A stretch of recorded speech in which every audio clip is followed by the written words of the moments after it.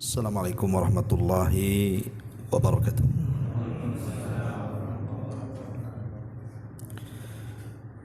Alhamdulillah wassalatu wassalamu ala Rasulillah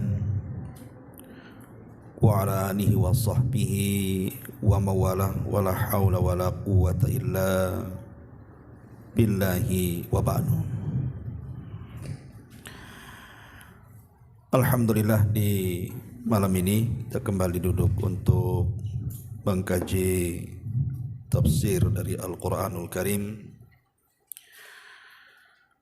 dan kita masuk pada surat baru, surah Al-Mutaffifin.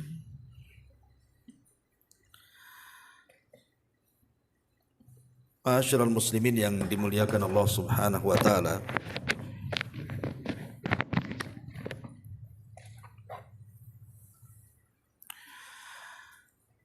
surah Al-Mutaffifin ini adalah surah yang berbicara soal kecurangan dalam muamalah. Karena arti mutaffif sendiri artinya mengurangi takaran ataupun timbangan dalam jual beli. Baik, kita baca ayatnya dulu baru kita jelaskan. A'udzubillahi minasyaitonirrajim. Bismillahirrahmanirrahim. Wailun lil mutaffifin alladzina idza iktalu 'alan nasi yastawfun wa idza kaluhum aw wazanuhum yukhsirun. Celakalah bagi orang-orang yang curang dalam menakar ataupun menimbang. Orang-orang yang apabila menerima takaran dari orang lain, maka mereka pun minta dipenuhi takarannya. Tapi sebaliknya, apabila mereka menakar ataupun menimbang untuk orang lain, maka mereka justru menguranginya. Ma'asyiral muslimin yang dimuliakan Allah Subhanahu wa taala, Al-Allamah Ibnul Arabi beliau mengatakan, al-mutaffifuna humul ladzina yunkisuna al-mikyala wal mizan. Jadi mutaffif itu artinya orang yang mengurangi takaran dan timbangan. Dan ini masuk pada pencurian dan juga masuk pada pengkhianatan. Karena dengan mengurang takaran berarti dia mengambil sesuatu, berarti dia mencuri. Dengan tidak amanah ketika meletakkan sesuatu berarti dia khianat. Berarti mutaffif ini jatuh kepada pencurian dan pengkhianatan. Di sini Allah Subhanahu wa taala memulai dengan kata-kata wailun. Apa itu wailun? Sebagian para ulama mengatakan bahwa makna wailun adalah wadin fi jahannam. Dia sebuah lembah yang ada di neraka jahannam. Lau suyyirat fihi jibalud dunya ladabat min syiddati harri. Kalau seandainya gunung-gunung di dunia ini ditenggelamkan ke dalam lembah jahannam itu, maka akan mencair karena saking panasnya lembah itu. Itulah wail. Sebagian ulama tafsir mengatakan bahwa wailun juga memiliki kedalaman, artinya lembah jahannam itu memiliki kedalaman yang tidak ada yang tahu kecuali Allah. Saking dalamnya, saking gelapnya, dan saking busuknya. Dan seluruh usatu keringat dan juga nanah-nanah penduduk neraka itu masuk ke dalam lembah tersebut. itulah disebut wail. Jadi wail itu nama lembah dalam jahanam. Atau makna lain wail itu adalah doa kecelakaan dan kebinasaan. Doa kecelakaan, kebinasaan atau kehancuran dalam bahasa Arab juga disebut wailun. Kalau kita sudah tahu bahwa wail itu sesuatu yang menakutkan, baik berupa doa kehancuran ataupun berupa wadin fi jahannam, sebuah lembah dalam neraka jahannam, berarti dosa yang dimukaddimahi dengan kalimat wailun dipastikan dosa itu bukan dosa kecil, tapi dosa besar. Dan ini tanda mengenal mana dosa kecil, mana dosa besar. Salah satu mengenalnya adalah bahwa dosa itu dikatakan besar ketika diawali dengan wailun. Seperti di sini. Wailun lil mutaffifin. Dan kalimat wailun dalam Quran juga banyak. Wailun likulli humazatin lumazah. Wailun likulli affakin athim. Wailun lil mutaffifin. Jadi kalimat wail dalam Quran itu terulang-ulang. Ma'asyiral muslimin wal muslimat rahimani wa rahimakumullah. Baik, kita akan luaskan penjabarannya. Dalam ayat ini sebenarnya Allah Subhanahu wa taala hendak mengisyaratkan kepada kita sebuah muamalah yang berupa keadilan. Jadi kita diperintahkan oleh Allah Subhanahu wa taala untuk berbuat adil. Adil itu artinya meletakkan sesuatu pada tempatnya. Kalau zalim itu sesuatu yang diletakkan bukan pada tempatnya. Allah Subhanahu wa taala berfirman di dalam surah Al-An'am ayat 152. Wala taqrabu malal yatim illa billati hiya ahsan hatta yablugha ashuddah wa auful kaila wal mizana bil qisti la nukallifu nafsan illa wus'aha. Dan janganlah kalian mendekati harta anak yatim kecuali dengan cara yang lebih bermanfaat untuk mereka sampai dia mencapai usia dewasa. Kemudian Allah mengatakan di sini syahidnya, dan sempurnakanlah takaran dan timbangan kalian dengan cara adil. Jadi kalau kita menakar ataupun menimbang, adillah cara menakar dan menimbangnya. Jangan mengurang, apalagi kemudian mengurang cukup jauh dari timbangannya. Kemudian juga hal yang sama disebutkan dalam surah Isra ayat 35. Wa auful kaila idza akaltum wazinu bil qistasil mustaqim dzalika khairun wa ahsanu ta'wila. Dan sempurnakanlah takaran apabila kamu menakar dan juga apabila kamu menimbang, maka timbanglah dengan timbangan yang benar, yang adil. Itu lebih utama bagimu dan lebih baik akibatnya, kata Allah. Kemudian Allah juga mengulang dalam surah Ar-Rahman ayat 7 sampai 9. Was-sama rafa'aha wa wada'al mizan. Alla tatgaw fil mizan wa aqimul wazna bil qisti wa la tukhsirul mizan. Dan Allah telah meninggikan langit dan dia meletakkan keadilannya, neraca keadilannya, supaya kamu jangan melampaui batas terhadap neraca itu. Dan tegakkanlah timbangan itu dengan adil, dan janganlah kamu mengurangi timbangan tersebut. Lah, ayat-ayat ini menunjukkan bahwa kita disuruh untuk jujur dalam menimbang. Tentu nanti kita akan jelaskan mutaffif ini bukan hanya sekedar dalam jual beli saja, tapi akan merambah ke semua lini dalam kehidupan kita. Baik muamalah suami istri, baik muamalah soal pekerja dengan bosnya dan begitu seterusnya, sampai kepada tingkat ibadah. mutaffif ini akan ada di situ. Makanya dosa tatfif ini bahaya sekali. Di dalam Al-Quranul Karim, Allah Subhanahu wa Ta'ala menyebutkan tentang bahaya tatfif ini di banyak ayat dalam Quran.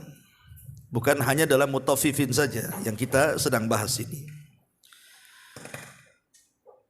Seperti Allah Subhanahu wa Ta'ala menyebutkan dalam surah Hud ayat 85 ketika menjelaskan tentang kisah Nabi Syuaib yang mendakwahi kaumnya Madian. Apa kata Syuaib?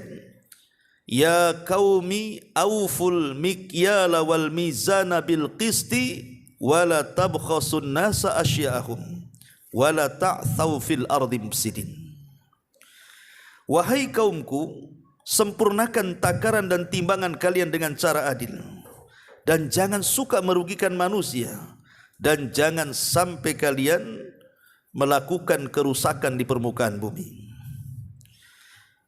Dari surah Hud 50 atau 85 ini menunjukkan bahwa dosa tatfif mengurang-urang ini termasuk kategori orang yang sedang melakukan kerusakan di bumi.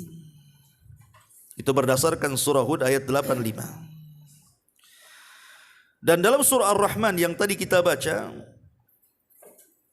orang yang suka mengurang-urang itu termasuk orang-orang yang tughyan, orang yang melampaui batas. Wala tatghaw fil mizan. Tatghaw itu artinya melampaui batas, zalim. Ya. Artinya orang yang suka mengurang-urang itu hakikatnya dia telah melakukan kezaliman dan telah melampaui batas. Dan banyak lagi ayat-ayat dalam Al-Quran. Adapun dalam hadis Nabi SAW, Nabi SAW pernah mengatakan kepada orang-orang Ansar, orang-orang Muhajirin. Kata Nabi SAW wasiat kepada orang-orang Muhajirin itu, salah satunya adalah ketika Rasul mengatakan, ya ma'syaral muhajirin khamsun idzabtulitum bihinna wa a'udzu billahi an tudrikuhun. Wahai orang-orang Muhajirin, ingat 5 perkara, jangan sampai menimpa kalian. Kalau menimpa kalian, aku berlindung kepada Allah, jangan sampai menimpa kalian. Salah satunya Rasul mengatakan, walam yungkisul mikyala wal mizan illa ukhidu bisinin wa syiddatil maunati wa jawri sultani alaihim. Tidaklah sebuah kaum mulai mengurang-urang takaran, mengurang-urang timbangan, kecuali mereka akan diazab dengan 3 azab. Pertama, ditimpakan pacekli kepada mereka. Yang kedua, ditimpakan sulitnya ekonomi kepada mereka. Dan yang ketiga, dikuasakan para pemimpin yang zalim kepada mereka. Dan 3-tiganya ada di negeri kita ini. Paceklik, lihat di Jawa itu kalau sudah musim kering, tidak hujan tuh, kering kelontang tuh. Cari air sampai jauh sekali. Kemudian susah ekonomi, sudah kita saksikan bagaimana susahnya orang cari kerja. Kemudian dikuasakan pemimpin yang zalim, lihat para pemimpin kita. Lah jangan-jangan kemudian 3 azab ini yang sampai kepada kita itu karena dosa yang kita lakukan. Salah satunya karena kita suka mengurang-urang tadi. Mengurang-urang takaran, mengurang-urang timbangan, mengurang-urang hak dan kewajiban, dan begitu seterusnya. Ini satu hadis dari Nabi SAW. Kemudian Nabi SAW juga bersabda dalam hadis Jabir bin Abdullah radhiyallahu an, Nabi khusus menasihati orang-orang yang mereka berkecimpung dengan jual beli dengan cara menakar dan menimbang. Apa kata Rasul?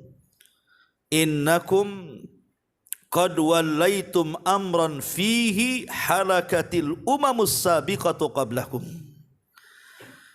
Jadi ketika Nabi melihat ada para pedagang yang mereka berdagang mungkin bahan pokok yang ditimbang dan yang ditakar itu, kata Rasul, sesungguhnya kalian telah dikuasakan satu perkara yang perkara itu terkadang menghancurkan umat sebelum kalian. Maksudnya umat siapa? Umat Nabi Syuaib. Itulah umat pertama kali yang curang dalam jual beli. Makanya Rasul mengisyaratkan seperti itu. Kemudian Nabi SAW juga mengatakan kepada, atau dari Jabir juga, idza wazantum farjihu. Kalau kalian menakar, maka takarlah dengan cara yang baik, dengan cara yang adil. Ma'asyiral muslimin yang dimuliakan Allah Azza wa Jalla, kalau kita melihat asbab nuzul, sebab turunnya surah Al-Mutaffifin ini diceritakan oleh Ibnu Abbas radhiyallahu anhuma. Jadi ketika Nabi SAW hijrah dari Mekah ke Madinah, kita tahu bahwa perekonomian kota Madinah siapa yang menguasai? Yahudi. Yahudi punya pasar namanya pasar Bani Kunaiko. Itu pasar sentral, pasar induk lah kalau kita katakan. Itulah di pasar itulah transaksi jual beli yang dilakukan orang Yahudi. Jadi ekonomi Madinah itu betul-betul dicengkram orang-orang Yahudi itu. Sementara kaum muslimin itu mereka menjadi petani. Dan kita tahu bahwa pedagang itu menguasai dunia, menguasai negara. Lihat para pengusaha itu kan mereka pedagang. Lihat negara-negara kaya itu mereka pedagang, dagang senjata, ya kan, jual beli helikopter, jual beli nuklir gitu ya. Akhirnya ketika melihat banyak sekali kecurangan di pasar Bani Kunaiko itu, salah satunya adalah suka mengurang-urang takaran, timbangan, meteran dan yang semacamnya. Maka Nabi SAW termenung melihat kecurangan yang banyak di pasar orang Yahudi itu. Dari situ turun ayat surah Al-Mutaffifun itu.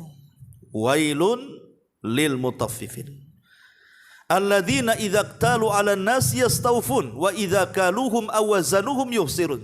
Celaka atau lembah jahanam bagi orang-orang yang mutaffif itu. Siapa mutaffif itu? Kalau dia menjadi penjual, maka dia berusaha untuk mengurangi. Tapi kalau posisinya pembeli, berusaha minta ditambah. Itulah mutaffif namanya. Jadi turunnya surah Mutaffif itu karena melihat banyak kecurangan yang terjadi di pasar orang-orang Yahudi. Makanya Nabi SAW ingin merubah perekonomian Madinah. Ketika orang-orang Ansar menawarkan kepada para sahabat Rasul tentang sebagian kebun mereka untuk dikelola orang-orang Muhajirin, maka Nabi SAW meminta kepada para sahabat untuk tidak menerima semuanya. Artinya jangan sampai semua sahabat Muhajirin itu mereka terlibat dalam dunia pertanian. Kenapa demikian? Karena kita tahu orang Mekah itu jago dagang. Orang-orang Mekah itu dikenal jago dagang kan gitu ya. Bahkan dunia perdagangan itu mengalir di urat-urat mereka. Sampai Allah Subhanahu wa taala turunkan surat khusus kepada orang-orang Mekah karena mereka jago dagang itu. Apa suratnya? Li ila fi Quraisyin ila fihim rihlatash syita'i was-saif. Ini surat ini menceritakan tentang kepiawaian dagangnya penduduk Mekah tuh. Mereka punya rihlah perjalanan dagang ke Yaman dan ke Syam di musim dingin dan musim panas tuh. Rihlatash syita musim dingin, was-saif dan musim panas. Kalau musim dingin dia ke Yaman, kalau musim panas ke Syam, ke Palestina sana. Jadi Nabi SAW tidak menghendaki para sahabat terlibat dalam semua perkebunan yang dilakukan orang-orang Ansar, karena Rasul berpikir jauh ke depan.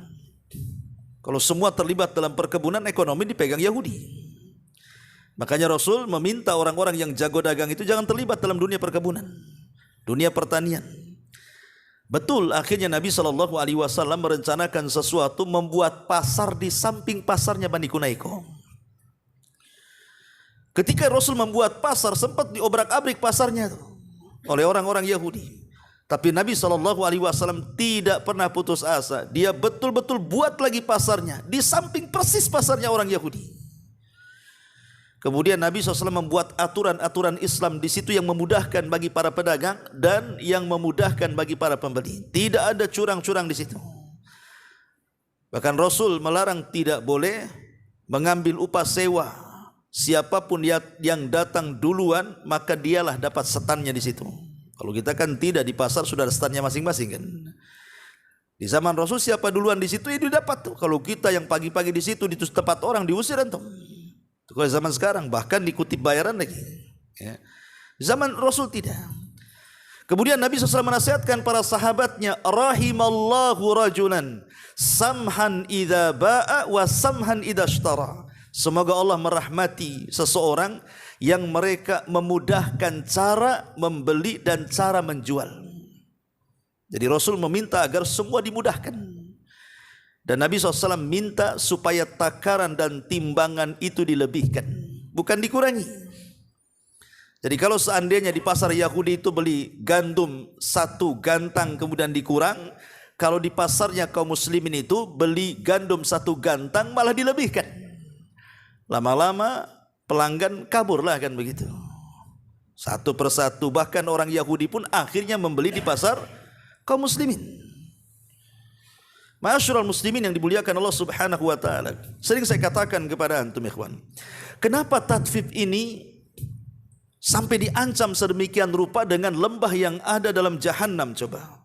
Padahal sebenarnya tatfif ini juga kalau dilakukan oleh seorang pedagang itu tidak mengenyangkan. Umpamanya antum jual duku, kemudian ada orang yang beli duku 1 kilo, antum kurangilah umpamanya setengah on. Kemudian antum makan yang setengah on itu, apa mengenyangkan? Kan tidak mengenyangkan. Atau mungkin jeruk 1 kilo antum ambil 1-2 jeruknya, 2 jeruk antum makan lu nggak mengenyangkan. La yusmin wa la yughni min ju'. Tetapi kenapa kemudian diancam sedemikian rupa dengan firman-Nya wailun, sebuah lembah dalam jahanam coba. Apa rahasianya? Karena begini ikhwan, yang namanya penjual dan pembeli itu kita tidak tahu siapa mereka. Kita jadi pembeli, kita tidak tahu siapa penjual. Antum jadi penjual, antum tidak tahu siapa pembeli. Boleh jadi mungkin pembeli yang membeli sesuatu kepada antum, mereka orang-orang miskin, mereka orang-orang yatim, mereka orang-orang yang tidak punya. Atau boleh jadi mungkin yang membeli nampak pakai mobil, tapi tujuannya mungkin membelikan untuk panti asuhan, untuk disumbangkan kepada fuqara wal masakin. Kita tidak tahu.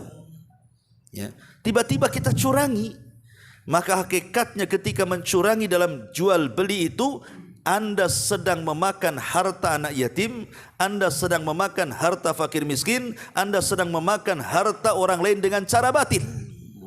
Itu yang menjadikan kemudian disebut wail di sini. Atau kita balik, antum sebagai pembeli ini, kadang-kadang pembeli ini latah, kadang-kadang terutama dalam dunia jual buah-buahan kan. Kadang ada mama nih biasanya kan, itu datang ke jual buah-buahan, pamannya rambutan, duku, itu main ambil saja itu. Katanya nyicipi, takut tak manis nanti tak jadi beli.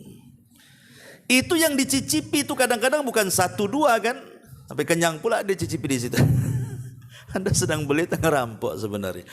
Jadi kadang-kadang mencicipi 2 jeruk ataupun 2 rambutan atau 2 duku, ketika rasanya tidak enak, akhirnya apa? Tak jadi beli. Lah yang sudah makan Anda nggak bayar, yang sudah dimakan tuh nggak dibayar, langsung pergi saja. Lain kalau seandainya penjualnya itu ngasih sampel, bolehlah makan di sini, berarti sudah diizinkan kan. Kalau belum ngasih sampel atau belum diizinkan, jangan coba-coba mengambil. Atau dengan bahasa boleh nggak saya cicipi. Kalimat boleh nggak saya cicipi ini, itulah masuk pada apabila menjadi penjual pengen ditambah tuh. Ya. Nggak, langsung aja kita ngomong sama penjualnya, bang manis apa enggak bang? Manis. Kalau kita yakin dengan dia, berhusnudzon lah, beli. Ya. Tapi kalau nggak yakin, nggak usah beli, kan selesai itu. Karena kita tahu namanya pedagang itu tidak semua orang kaya. Terkadang mungkin dia pelayannya di situ, dia bukan bosnya. Ya. Terkadang juga dia mungkin keluarga miskin, kita tidak tahu. Kalau dia orang miskin berarti kita sebagai pembeli itu menzalimi dia kan begitu. Makanya kenapa dunia tatfif ini dilarang keras dalam Islam, sampai Allah turunkan ayat khusus al-mutaffifin ini. Wailun lil mutaffifin. Alladzina idza qtalu 'alan nasi yastawfun wa idza kaluhum aw wazanuhum yukhsirun. Ma'asyiral muslimin yang dimuliakan Allah Subhanahu wa taala. Baik, kita akan bicara soal bahaya-bahayanya dulu. Baru kita contohkan dengan contoh yang luas. Pertama nih, bahaya tatfif. Yang pertama, at-tatfifu sababun li sukhtil jabbari. bahwa tatfif itu sebab mengundang murkanya Allah Subhanahu wa taala. Makanya lihat kaum Syuaib ketika mereka melakukan kecurangan dalam jual beli di pasar-pasar mereka, apa yang terjadi? Fakadzabuhu fa akhadathhumus rajfatu fa asbahu fi darihim jathimin. Turun azab kepada mereka. Turun azab kepada mereka, datang gempa bumi yang hebat, akhirnya membunuh mereka, jasad-jasad bergelimpangan di rumah-rumah sendiri. Ini kan menunjukkan tatfif ini bisa mengundang azab Allah Azza wa Jalla. Kemudian yang kedua, Allah akan mengadab di dunia dengan 3 azab tadi yang saya sebutkan dalam hadis, bahwa akan dikuasakan pemimpin-pemimpin zalim, akan disusahkan ekonomi dan pekerjaan, bahkan juga akan dikuasakan kekeringan. Sekalipun hujannya tidak bawa berkah, justru hujannya malah membawa bencana gitu ya. Ini yang kedua. Yang ketiga, bahwa tatfif itu dalilun ala syuhin nafsi. Orang yang suka tatfif, mengurang-urang, itu hakikatnya dia itu orang bakhil sebenarnya. Dia orang bakhil. Dan orang yang keras hatinya tidak punya rahmat kepada orang, hilang akhlaknya.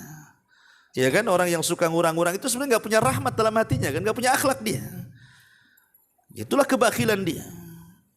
Kemudian juga yang keempat, bahwa tatfif ini juga sebuah dosa dari dosa-dosa khianat yang sudah saya jelaskan di awal. Kemudian juga at-tatfif juga bagian daripada sariq wal ghasab. Dia masuk dalam dunia pencurian dan juga dunia ghasab. Kemudian juga tatfif juga yatasabbab fi ifsadil alaqati baina afradil mujtama'. Jadi tatfif juga, mengurang-urang tadi, bisa menyebabkan keretakan hubungan di antara masyarakat. Karena kalau antum sudah ditipu satu kali, malaslah akhirnya beli lagi. Malas gitu. Curang orang itu. Jangankan itu, ketika isu-isu pom bensin suka masukin angin, tidak masuk ke bensin saja udah ditengerin tuh. Jangan pom bensin itu. Saya beli sekian enggak penuh, di sini kok penuh. Itu tatfif kan. Ya. Jadi ini bisa meretakkan hubungan masyarakat. Ini di dunia ya. Adapun di akhirat diancam dengan wailun, dengan sebuah lembah dalam jahanam. Bahkan Abdullah bin Mas'ud radhiyallahu an pernah mengatakan begini, al-qatlu fi sabilillah yukaffiru dzunub. Bahwa seseorang yang terbunuh di jalan Allah Subhanahu wa taala itu, maksudnya mati syahid, maka semata-mata ruhnya dicabut, maka dosanya dihapuskan. Illa, kecuali al-amanah, kalau dia tidak amanah. Kemudian Abdullah bin Mas'ud mengatakan, yu'ta bil abdi yaumal qiyamah, akan didatangkan seorang hamba pada hari kiamat, padahal dia terbunuh di jalan Allah, mati syahid maksudnya. Fayuqalu lahu addi amanataka, maka dikatakan kepada dia, mana amanah? Kemudian dia mengatakan, ya Rabb, bagaimana aku akan melaksanakan amanah sementara dunia sudah hilang, aku sudah meninggal. Ya. Qala, maka kemudian dikatakan, intaliqu bihi ilal hawiyah, kalau begitu bertolaklah kau ke neraka hawiyah. Fayantaliqu bihi ilal hawiyah, maka orang ini pun kemudian mengarah ke neraka hawiyah. Wa tamatsala lahu amanatuhu kahayatiha yauma dafa'at ilaihi fayaraha fayarifuha fayahwi fi athariha hatta yudrikaha, ila akhir perkataannya Abdullah bin Mas'ud. Kata beliau, maka tiba-tiba amanah itu dibentuk seolah-olah itu dirinya saat di dunia. Saat dia tidak amanah, mencurangi fulan, alan dan begitu seterusnya, dibentuk seolah-olah dia ada di neraka itu dan melakukan seperti itu. Lihat bagaimana bahwa dosa tatfif ini juga akan mengakibatkan siksa di neraka. Dan juga tatfif ini juga memakan harta orang lain dengan cara batil. Bahkan pelakunya tidak dianggap amanah, dan dia akan merasakan kerugian dan kehancuran di dunia dan juga di akhirat, bahkan orang tidak akan percaya lagi dengan dia. Dan banyak lagi ya bahaya-bahaya tatfif ini. Belum lagi di situ ada dustanya, belum lagi di situ ada penipuannya. Karena begini ikhwan, Umar bin Khattab radhiyallahu an, di zaman dia disebutkan di dalam kitab-kitab fikih apabila membahas jual beli itu. Jadi kebiasaan Umar bin Khattab itu setiap hari terkadang masuk ke dalam pasar untuk mengecek apa? Timbangan-timbangan. Dicek sama Umar tuh. Dan dia bawa tongkat kemana-mana. Jadi kalau ada orang yang menimbang dengan timbangan yang tidak semestinya digunakan untuk menimbang itu, langsung diusir dari pasar tuh. Pokoknya nampak saja ada yang curang dalam jual beli, langsung diusir oleh Umar. Tidak boleh jualan di pasar sebagian. Nah, itu kan mantap itu. Ya, jadi kalau pemimpin seperti itu kan mantap tuh. Datang ke pasar-pasar, siapa yang curang-curang itu nggak boleh dagang lagi. Nanti kan kapok dia. Bahkan di zaman Nabi SAW sendiri ada penjual gandum. Di zaman Rasul itu ada penjual gandum. Tiba-tiba hujan turun, otomatis kan basah tuh gandum di atas itu. Karena basah gandumnya, akhirnya dicarikan gandum yang kering, kemudian ditutup di atasnya. Jadi di tengahnya basah, di atasnya kering. Kenapa ditutup dengan yang kering? Sebab kalau ditimbang yang kering campur dengan yang basah itu otomatis akan memberatkan timbangan. Ya kan? Curangnya di situ. Maka Nabi SAW ketika itu memasukkan tangannya ke dalam gandum itu. Karena zaman dulu itu kalau jual beras juga kan kita nggak ada yang karungan, apalagi plastikan zaman sekarang kan. Orang zaman dulu kalau jual beras kan ditaruh itu berasnya. Ya kan, ditaruh di tempat-tempat ya. Kadang-kadang kita bisa merabanya kan. Kalau sekarang ya semua pakai plastik ya kan, semua pakai karung sehingga nggak tahu itu beras ke kerikil, kita nggak tahu juga. Kadang-kadang beras plastik pula kan. Kita kena tipu Cina pula. Kita tidak tahu pada zaman dulu seperti itu, pada zaman Rasul. Jadi Nabi SAW itu memasukkan tangannya, rupanya di tengah-tengah gandum yang menumpuk itu kok basah. Jadi Rasul bertanya kepada penjual ini, kok bisa atas kering bawah basah? Maka sang penjual mengatakan, ya Rasul, asabathu balalun. Oh tadi baru saja hujan mengenai gandum ini. Ya Nabi SAW heran, hujan itu bukan dari bawah, dari atas. Artinya kalau basahnya di bawah itu hujannya dari bawah kan gitu. Kalau hujannya dari atas harusnya yang basah yang atas kan itu. Maka Rasul mengatakan kepada orang ini, kamu jangan menipu. Sebaiknya yang basah itu kau keringkan dulu baru kau jual. Kemudian Rasul mengatakan di ujung riwayat itu, man ghasyana falaysa minna. Siapapun yang menipu kami, dia bukan umatku, kata Rasul. Jadi orang-orang yang tatfif, mengurang-urang takaran itu sudah ada sejak zaman Nabi kan. Dan modusnya kurang lebih kadang-kadang seperti itu. Dengan cara apa? Mencampur gandum yang jelek, yang basah dengan yang bagus. Kalau sekarang yang mencampur jeruk yang manis dengan yang tidak manis, duku yang manis dengan yang tidak manis, rambutan Aceh dengan rambutan Flores atau apa gitu ya. Pokoknya dicampur-campur lah kan gitu. Ya. Tapi bilangnya ini rambutan bagus. Ya. Lah yang seperti ini pernah terjadi di zaman Nabi. Lah para ulama mengatakan kenapa sering terjadi tatfif di masyarakat itu, terutama dalam dunia perniagaan jual beli ini. Tentu kan ada sebabnya kan. Apa sebabnya? Yang pertama, dha'ful iman. Karena lemahnya iman kepada Allah Azza wa Jalla, sehingga dia tidak merasa diawasi Allah. Kalau dia merasa diawasi Allah, tidak mungkin dia melakukan seperti itu. Yang kedua, jahilnya seorang muslim terhadap haramnya tatfif ini. Kebanyakan para pedagang orang awam itu tidak peduli dengan hukum halal haram kan. Dianggapnya biasa saja seperti itu. Toh juga untungnya tak banyak katanya. Kemudian yang ketiga, tidak ada keikhlasan dalam bekerja. Kemudian yang keempat, semangat untuk mengumpulkan harta sebanyak-banyaknya tanpa peduli halal haramnya. Dan ini persis seperti yang disabdakan Rasul 14 abad yang silam, sayati alaikum zaman, kata Rasul, akan datang zamannya kepada kalian, la yubalil mar'u bima akhadal mal, kata Rasul, di mana seseorang itu tidak peduli lagi bagaimana cara dia mengambil harta, apakah dengan cara halal atau dengan cara haram. Karena ingin mendapatkan harta banyak, dipikirnya dengan untung banyak itulah dia bisa kaya. Makanya dia curang di situ. Dan ini pernah terjadi di zaman Umar kan.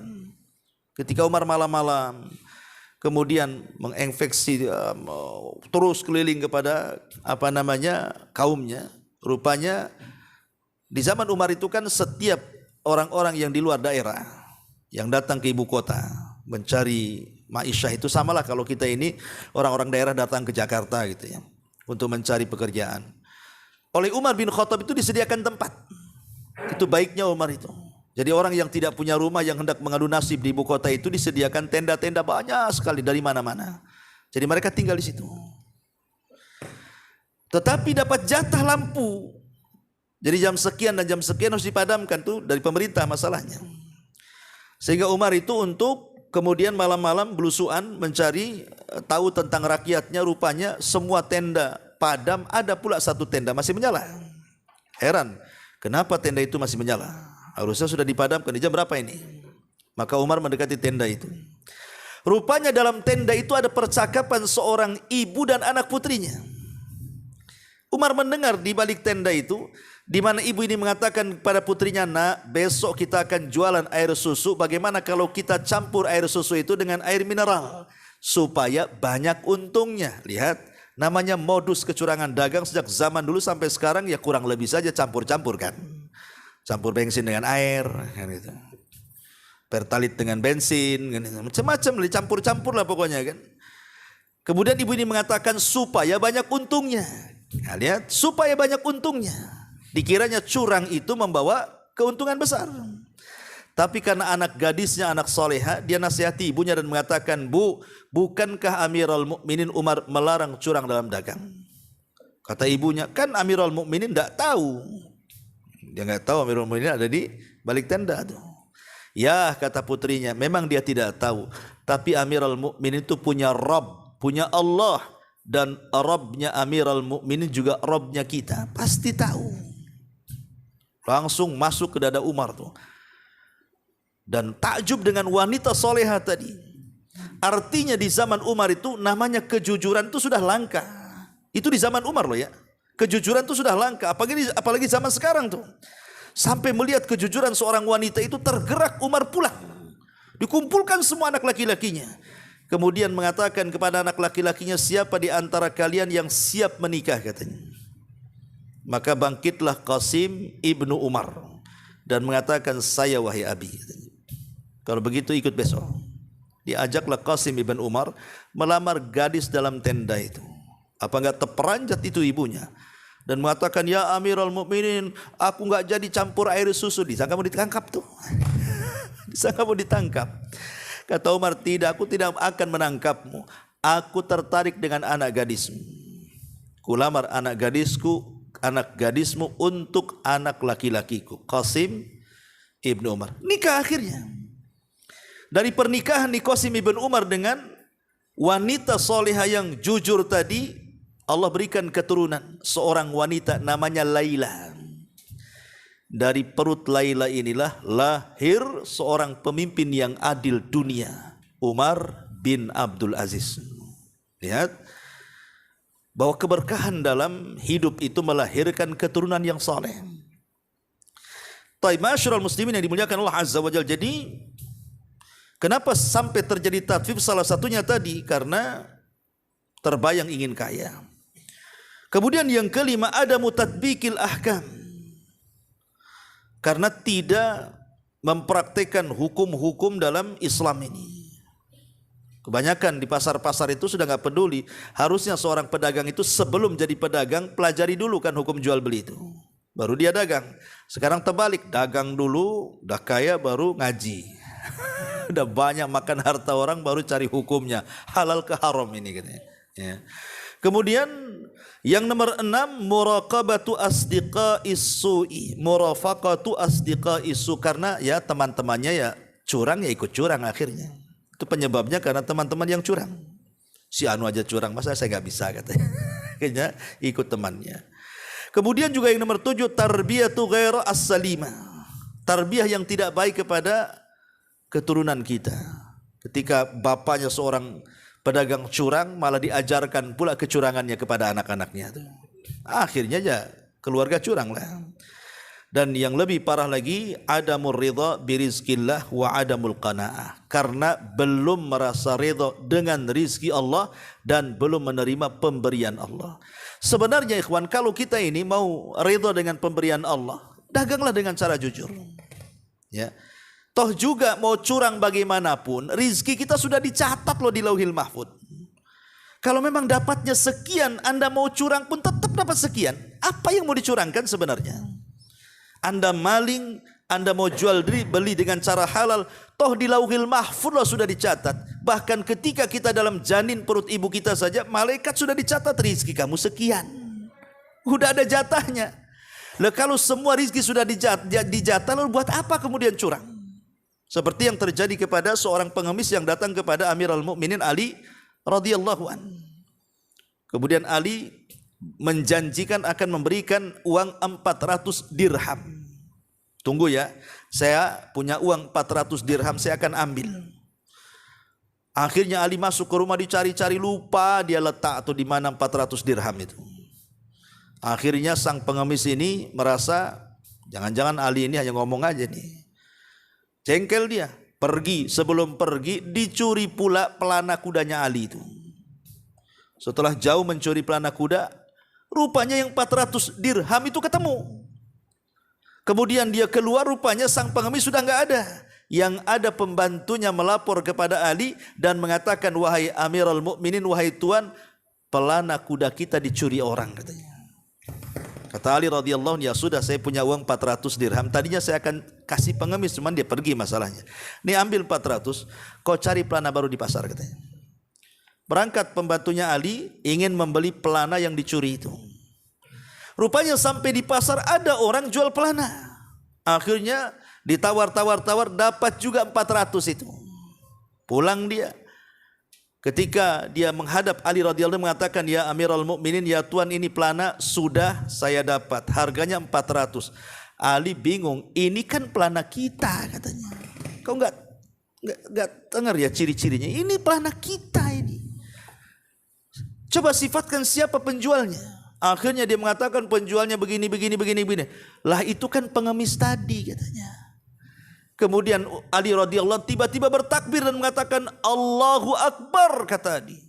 Coba kalau seandainya pengemis itu mau sabar, maka dia dapat 400 dirham dengan cara yang halal.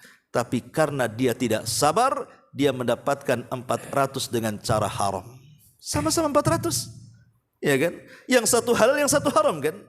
Artinya rizki lo sudah dicatat. Lalu buat apa curang? Kalau memang sudah dicatat di Lauhil Mahfud itu karena ketidakredhaan dengan pemberian Allah dan tidak qanaah di situ. Yang lebih parah lagi karena tidak mengingat kematian dan akhirat.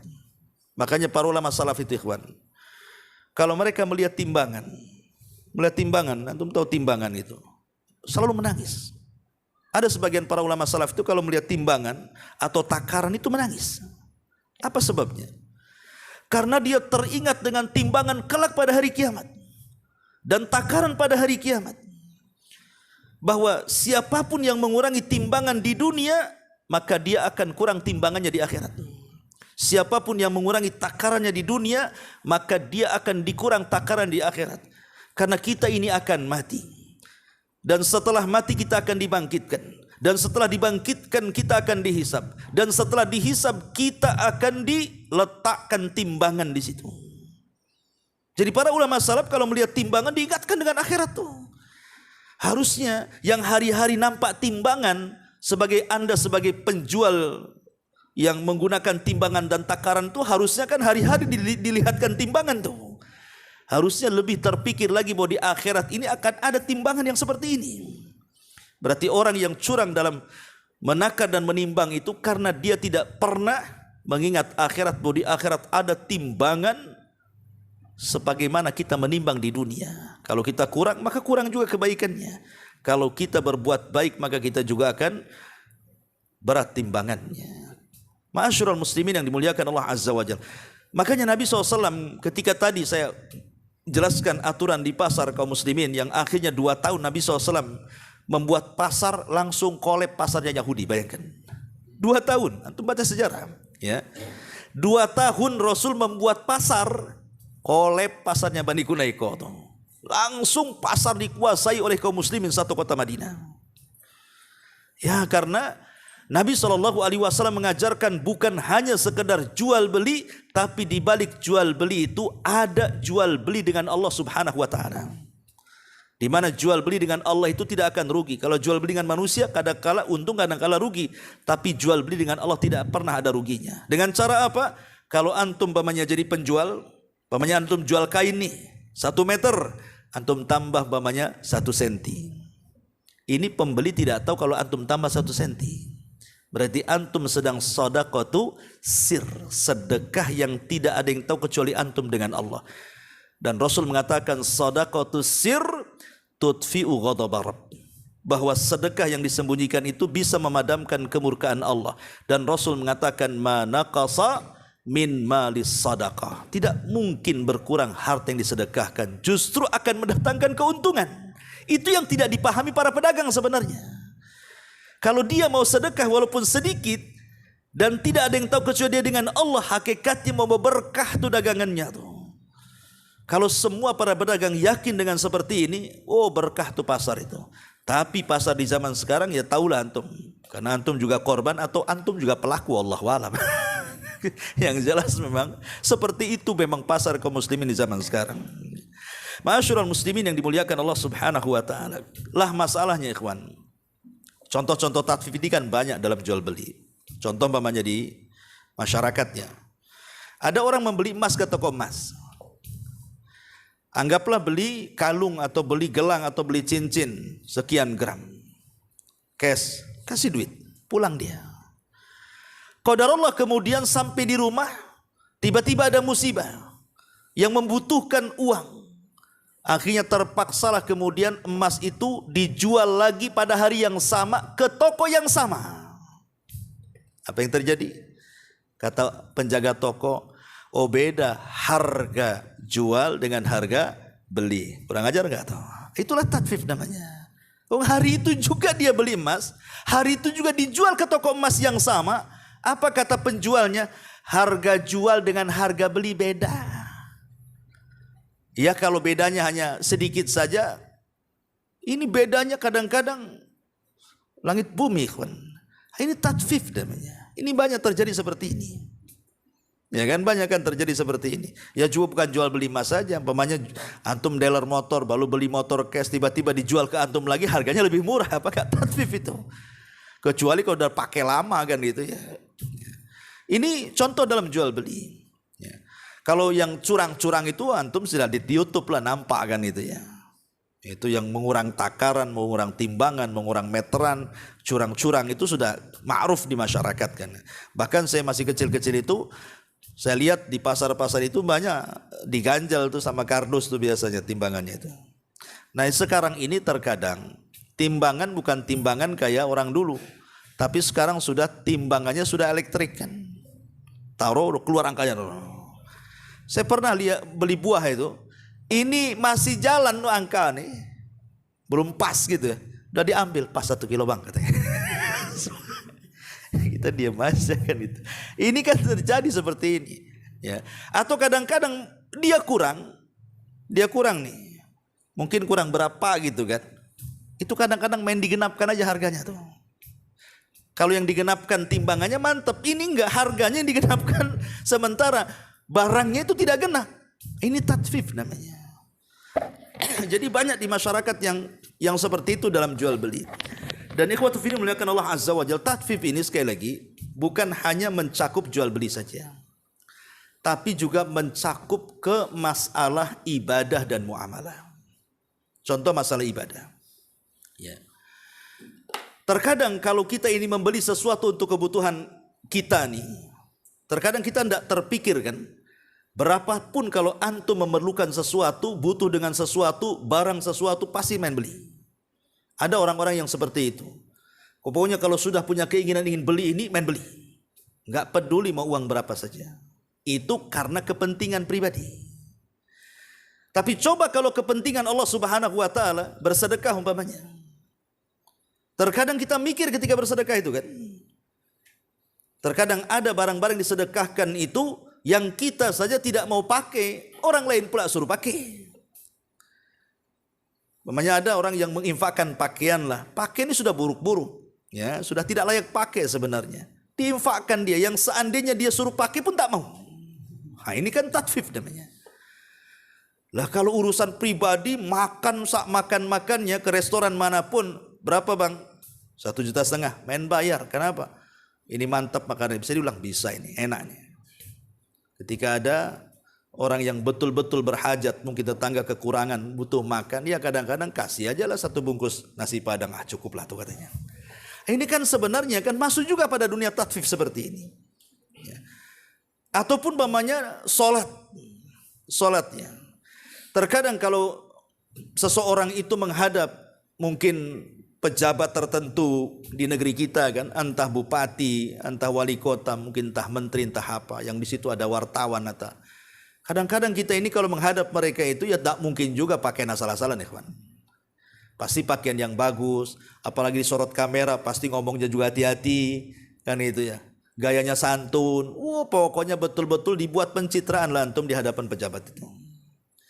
Tapi ketika datang waktu sholat, kemudian antum menghadap Allah Subhanahu wa ta'ala, lebih parah lagi. Kadang-kadang gak peduli dengan pakaian pun tak peduli, dengan gerakan pun tak peduli, dengan bacaan pun gak peduli.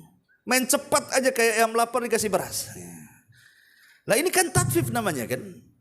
Ketika berhadapan dengan manusia kok bisa dia setelannya luar biasa, berhadapan dengan Robnya manusia kok tidak seperti itu, atau dia lebih daripada itu. Ini tatfif dalam ibadah namanya kan.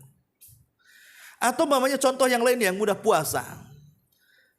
Ada orang-orang itu yang mungkin penampilannya ingin bagus, terutama kaum hawa kan. Kadang-kadang kalau diet itu bisa dia diet, bisa dia lapar-lapar. Tapi datang Senin Kamis tak bisa pula dia puasa. Tapi kalau untuk penampilannya, dia bisa diet itu. Sampai bukan hanya siang malam pun tak makan. Ya. Supaya kurus itu, giliran sudah puasa tak mau. Nah ini kan aneh, ini tatfif juga dalam ibadah namanya. Atau umpamanya contoh haji lah. Kalau kita ini umpamanya jalan-jalan dengan keluarga ke Singapura, ke Australia, udah uang itu dah nggak peduli itu. Yang penting senang anak, senang istri dah, keluar aja semua, ratusan juta itu. Giliran suruh umroh saja tak mau. Apalagi haji, umroh saja yang mungkin nggak seberapa uangnya bagi orang yang punya uang, tak mau pula dia. Ini tatfif namanya. Nah ini namanya tatfif dalam dunia ibadah. Ya, dalam dunia ibadah seperti itu. Dan juga dalam dunia muamalah. Dalam dunia muamalah seperti dalam hubungan suami istri. Ya. Ketika kemudian istri banyak menuntut kepada suaminya, nuntut nafkah seperti itu kan, tiap bulannya harus ada yang dimakan, ada yang diminum dan yang lainnya. Giliran suaminya meminta hak kepada istrinya, contoh namanya hubungan badan dan yang lain sebagainya, ditolaknya. Ini tatfif namanya. Pandai menuntut hak tapi tidak pandai menunaikan hak namanya. Ini masuk juga tatfif kategorinya. Atau umpamanya kita punya anak perempuan.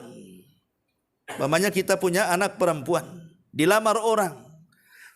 Syaratnya banyak. Kalau kau melamar anakku, sini dulu 100 juta. Ini untuk maharnya, ini untuk walimahnya, ini untuk sambutannya, macam-macam. Giliran dia punya anak laki-laki dikawin melamar wanita orang lain, ketika mahal marah-marah dia. Kan ada orang kayak gitu kan. Nggak jadi, nggak usah, kau kawin dengan dia katanya. Mahal kali kan itu. Giliran anaknya digitukan juga kan gitu. Itu tatfif namanya. Jadi dalam dunia muamalah pun masuk ke semua lini itu tatfif itu. Ini bahaya. Dan tatfif yang paling besar tentunya adalah dalam masalah akidah. Kesyirikan kepada Allah Subhanahu wa ta'ala, mengurangi hak-hak Allah dengan cara apa? Menyekutukan kepada selain Allah Subhanahu wa ta'ala. Kemudian juga bid'ah, mengurangi hak-hak nabinya. Itu juga tatfif juga maksud di sini. Ya. Jadi tatfif ini kemana-mana ikhwan. Seperti mamanya antum punya pembantu. Pembantu itu sudah betul-betul bekerja, tapi giliran dibayar, antum tidak sempurna pembayarannya. Atau sebaliknya, saya ini pernah punya pengalaman dengan tukang-tukang bangunan. Hati-hati tukang-tukang bangunan nih, ya. Itu kalau waktu gajian tukang bangunan itu, umpamanya nih, oke lah 1 hari 150, kemudian kali mingguan atau mungkin 2 mingguan. Lupa waktu itu saya, kurang berapa waktu itu ya, kurang 100, pokoknya nggak sampai 200. Dihitung sama dia. Kemudian di WA, Ustadz, saya kan berapa hari saya kerja ini? Ini kurang Ustadz katanya. Terpaksa, kurang berapa? Ya, kurang sekitar 100 lebih lah. Saya transfer 100 lebih. Ya. Tapi ketika 1 hari ketahuan rupanya kalau tidak diawasi, duduk-duduk dia. Coba bayangkan. Ketika kurang gajinya nuntut dia. Ini kurang nih 10 ribu aja, ini kurang tuh. Tapi kita tidak pernah menuntut 1 jam dia duduk. Ketika hujan tidak kerja nggak dihitung sama dia. Subhanallah. Itu tatfif namanya. Ini saya pengalaman juga kan. Atau di PT. Pokoknya tatfif ini kemana-mana. Makanya kenapa kemudian dahsyatnya satu dosa tatfif ini luar biasa. Sampai Allah ancam dengan kalimat wailun lil mutaffifin alladzina idza talu 'alan nas yastaufun wa idza kaluhum aw wazanuhum yuhsyirun. Ya, ini diantara tatfif. Lalu bagaimana cara mengobatinya? Bagaimana caranya supaya kita ini tidak terjerumus kepada at-tatfif? Ya tadi kebalikan daripada sebab tatfif. Kita harus bersyukur dengan rizki Allah. Qanaah, redha dengan rizki dan pemberian Allah. Karena securang apapun tetap saja dapat segitu. Buat apa curang? Kalau toh membawa dosa, sudah jujur saja. Biasakan ikhlas. Ya, saat beramal itu. Bahwa saya bekerja itu karena Allah. Saya mencari penghasilan untuk saya bawa ke rumah makan anak istri saya. Tak mungkin saya bawa harta haram sehingga saya kasih makan anak istri saya. Sementara Rasul mengatakan, kullu lahmin nabatat min haram fannaru aulabi. Setiap daging yang tumbuh dari benda yang haram itu maka neraka tempatnya. Kemudian juga harus sabar. Ya, sabar. Boleh jadi Allah Subhanahu wa taala ketika memberikan ujian kepada kita dengan sulitnya ekonomi itu demi kebaikan kita. Wa asa an takrahu syai'an wa huwa khairul lakum. Bahwa apa yang kita anggap mungkin tidak baik rupanya baik pula di sisi Allah. Dengan sabar itu rupanya Allah sedang membuat skenario yang kita tidak tahu. Ya, betapa banyak orang-orang yang dipecat dari PT yang ketika dipecat itu rasanya kiamat, setelah keluar dari PT rupanya wirausaha kaya pula dia. Siapa yang tahu? Allah kan yang membuat semuanya. Ya. Dan tentunya juga harus senantiasa muraqabah. Muraqabah itu artinya merasa diawasi oleh Allah Subhanahu wa taala. Dan yang penting adalah ingat, bos, dosa tatfif ini dosa berkaitan dengan manusia loh ya. Ini bukan dengan Allah. Lain kalau antum meninggalkan sholat, itu dosa antum dengan Allah. Allah bisa saja mengampuni, Allah bisa mengadab, selama tidak sampai kepada batas syirik ya. Ya. Tapi dosa manusia ini beda. Walaupun antum sudah jungkir balik tobat pun Allah tidak akan menerima tobatnya. Sampai apa? Ada keredoan orang yang kita zalimi. Coba kalau antum penjual, pembeli ini kita tidak tahu rumahnya di mana loh. Kita kurangi. Kalau kita masih tahu rumahnya kan masih enak ya kan. Setelah kemudian dia sadar, dia tobat ingin mengembalikan haknya, tahu tuh rumahnya si Anu di sana. Datang kasih kan duangnya. Maaf nih kemarin saya curang ini, saya balikin. Sekarang ini yang jual, yang beli ini dari mana-mana, entah orang mana yang datang. Kita tidak tahu yang mana satu kan. Tiba-tiba kita curangi satu-satu, coba bayangkan. Cemana cara tobatnya antum? Nyari orang-orang itu. Sementara dulu ada satu kisah dari Ibrahim ibn Adham, rahimahullah ta'ala, seorang abid zahid itu. Dia membeli 1 gantang kurma di Mekah. Tiba-tiba kemudian di balik gantang itu ada 1-2 butir kurma. Disangka Ibrahim ibn Adham itu kurma yang jatuh dari gantang, diambil dimakan. Itu prasangka husnudzon dia. Bahwa jangan-jangan nih yang jatuh dari gantang saya yang sudah saya beli. Diambil, dimasukkan kresek, akhirnya bawa pulang. Setelah itu dia safar ke Palestina untuk i'tikaf di Masjidil Aqsa. Selama i'tikaf Ibrahim ibn Adham ini tidak pernah merasa tenang hidupnya. Entah kenapa, tidak pernah khusyuk salatnya, tidak pernah khusyuk zikirnya, baca Qur'annya, aneh. Pokoknya ada yang kepikiran, seolah-olah ada dosa yang menghijapi dia. Jadi dia pikir, apalah dosa saya ini kok sampai mempengaruhi ibadah gitu. Rupanya dia teringat dengan 2 butir kurma. Ketika 2 butir kurma diingat, langsung dia dari Palestina berangkat ke Mekah mencari penjualnya itu. Hanya gara-gara 2 butir itu. Kemudian setelah datang ke pedagangnya, lain pula yang menjual. Dulu orang tua, sekarang anak muda. Kemudian Ibrahim bertanya kepada anak muda ini, mana bapak yang jualan kurma dulu? Kata anak muda ini, sudah tidak ada, sudah meninggal katanya. Menangislah Ibrahim bin Adham. Gimana caranya mengembalikan 2 butir kurma itu? Kemudian Ibrahim bertanya, siapa kamu? Saya ini anaknya yang meneruskan usaha bapaknya. Alhamdulillah, kata Ibrahim bin Adham. Kalau begitu saya ceritakan nih, mau cerita waktu dia beli kurma. Jadi dia minta keikhlasan kepada anaknya ini. Hanya 2 butir kurma itu. Kata anaknya, wahai fulan, anak dari orang tua saya bukan saya saja. Saya sih bisa saja mengikhlaskan, tapi anaknya banyak di mana-mana. Ada di sana, di sana, di sana, di sana. Tapi karena punya keinginan bertobat, Ibrahim bin Adham dicari semua anaknya, ikhwan. Daripada dia susah nanti di akhirat dituntut oleh orang-orang yang pernah diambil haknya, lebih baik dia lelah di dunia untuk mencari dan mengembalikan haknya. Itulah Ibrahim bin Adham.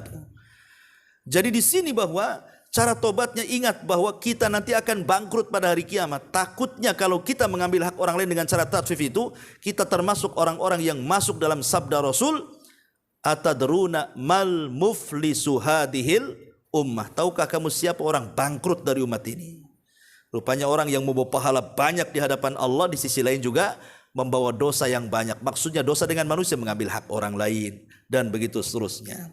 Ya, intinya merasa diawasi, ingat jangan sampai kita ini bangkrut. Kemudian berdoalah kepada Allah Subhanahu wa taala dengan doa yang dianjurkan Nabi SAW, Allahumma kfina bihalalika an haramik. Ya Allah, cukupkan yang halal saja, jauhi yang haram dari kita, dan yakinlah bahwa rizki Allah itu tidak akan kemana. Wallahu a'lam bishawab. Ini diantara muqaddimah surah Al-Mutaffifin. Kita sampai ke 3 ayat aja. Insyaallah kita minggu depan kita lanjutkan. Baik, sampai di sini. Kalau ada yang bertanya silakan.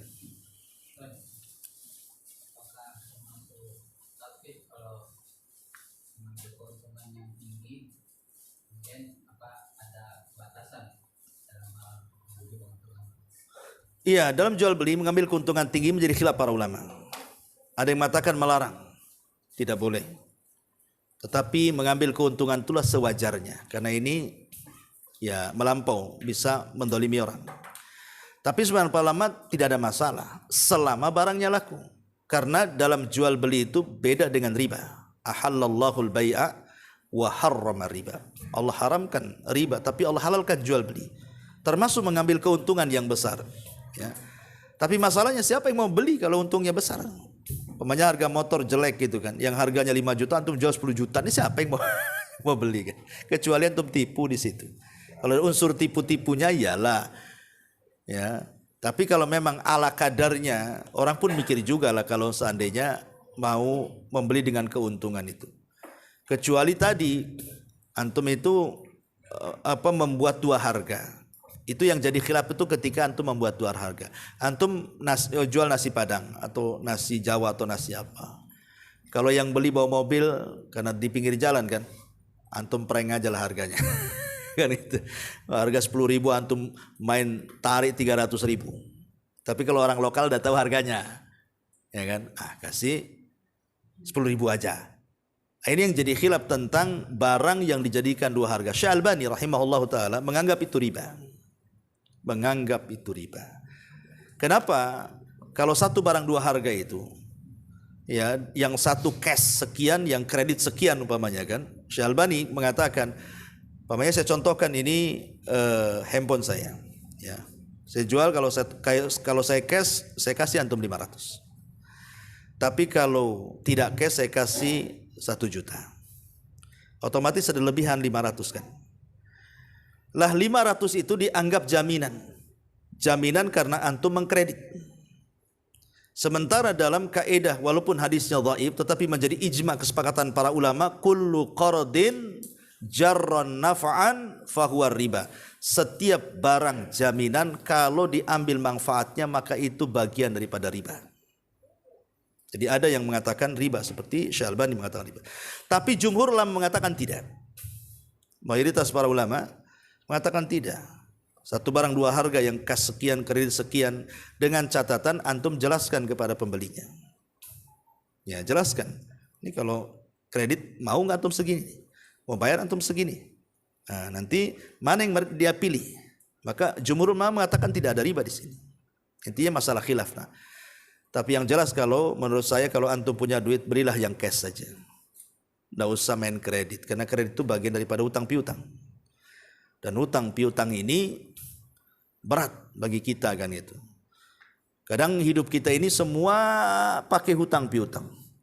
Padahal bolehnya hutang piutang itu kan untuk karena sesuatu yang darurat kan sifatnya kan. Tapi enggak, sekarang ini bukan sifat darurat, yang sifatnya mukamilat, yang hanya menyempurnakan hidup saja. Kadang-kadang semua hutang. Sebenarnya enggak perlu juga, tetap aja dibeli dan dihutang. Dengan cara kredit kan. Mulai dari rumah kredit, motor kredit, spring bed kredit, kompor gas kredit, kulkas kredit. Intinya tuh sebenarnya antum hidup di dalam kredit tuh sebenarnya. Antum aja nggak dikreditkan. Ya. Nah ini kan masalah. Ini kan kalau orang sudah masuk dalam dunia hutang piutang ini, memang sulit keluar dari situ. Coba lihat. Saya kemarin, tadi saya lihat berita. Ada orang yang ngeruqyah di mana itu? Di jembatan. Apa yang mau diruqyah? Karena banyak orang yang terlilit pinjol, judi online. Akhirnya kemudian banyak utang, banyak bunuh diri. Kasusnya itu judi online. Jembatan ini ruqyah bukan orangnya. Kan itu. Ya, kadang-kadang ruqyahnya pun ya aneh juga kan itu ya. Ya ruqyah tempat itu ada, sebagian lama membolehkan, tapi kan ada kefiahnya, ada caranya. Ya, jadi kecuali memang tempat-tempat itu memang angker di rumah kita kan itu, angker kan itu. Ya sementara di jembatan itu tidak semua orang bunuh diri, banyak orang jualan di situ, banyak orang jalan ke situ. Yang bunuh diri itu yang kena judi online aja karena banyak utang kan, sampai ditulis spanduk jangan bunuh diri di sini. Gitu. Ada juga yang kemarin bunuh diri gagal kan? Ada. Bunuh diri dia, nyemplung. Rupanya pandai berenang pula dia. Coba akhirnya ditangkap oleh yang nolong itu. Ya, itu akan aneh itu bunuh diri gagal. Iya. Berkaitan dengan tadi, kalau misalkan orang truk gitu, yang pakai motor misalkan 150, yang pakai BRI 1.500, gimana? Ya tadi lah. Tarifnya BBM. Bukan. Terapi. Terapi apa? Ya, anggaplah misalkan akupunktur lah apalah itu. Oh. Ya sama lah dengan cara tadi untuk jual nasi itu. Ini yang datang ini namanya berduit nih, antum prank aja lah. 300 kan itu satu bungkus. Ini orang lokal, janganlah ketahuan nanti. Ya sebaiknya itu dalam usaha itu ya samakan saja. Samakan saja sih kalau menurut saya itu ikhtiyatnya. Walaupun tadi kalau kita melihat kepada fatwanya Syalbani dan juga pendapat jumhur ulama kan berselisih di situ tentang dua harga kan. Ada yang mengatakan riba, ada yang mengatakan tidak riba kan itu. Ya, tapi kalau seandainya ingin selamatnya ya cari yang selamat sajalah. Samakan aja harganya supaya tidak masuk pada perselisihan ulama gitu maksudnya. Tapi kalau antum yakin pendapat jumhur yang kuat ya tidak apa-apa. Tapi jangan mengambil rukhsahnya para ulama untuk keuntungan. Ya. Wallahu a'lam.